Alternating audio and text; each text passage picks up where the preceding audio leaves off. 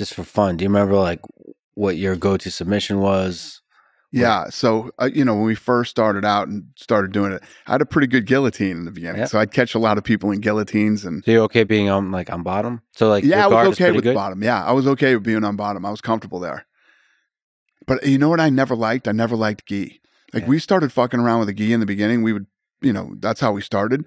And then once I took the gi off, I felt like I had no submissions because I couldn't grab onto anything. So after that, I went all no gi, and I never wanted to wear a gi. And it's fascinating because no gi has become big now, and there's a lot of interesting people. Like I train with Gordon Ryan, and like the level there is just fascinating. It's become like this science, and it looks like fighting now. It looks more like fighting, as opposed to with the gi. Sometimes it doesn't quite look like fighting. Right. And I feel like it's transferable to actual like MMA fighting, no gi stuff or street. Yeah. Right. I mean, if you start off in your first year, you're in a gi, man, you better hope guys got like winter jackets on or something if something happens in the street. Because in my opinion, I know all the jujitsu fucking people are gonna go crazy over this, but in my opinion, no gi is way better than gi.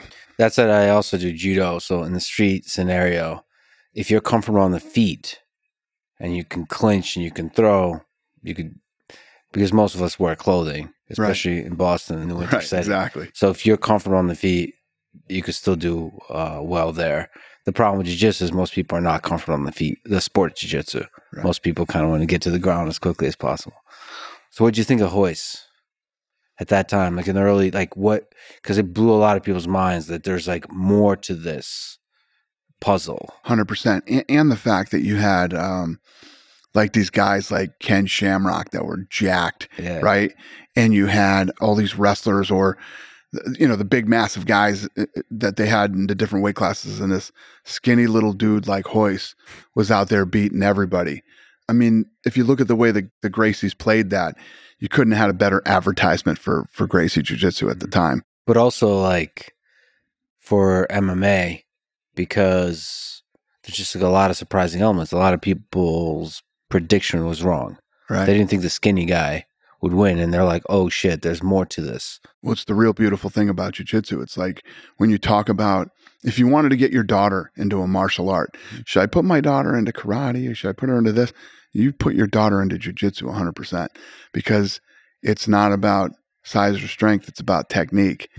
And you give your daughter a bunch of jiu-jitsu and a little bit of Muay Thai, you know? Yeah, she becomes dangerous. It's like the perfect combo. Yeah. Because you can put your son into anything. Your son can get into some, you know, boys are going to learn how to fight and they're going to do whatever, but girls are different. And the other thing, I mean, this is the biggest selling point for jiu-jitsu for women. I mean, when a woman, no matter how big, how small, can put a guy to sleep in 3.5 seconds.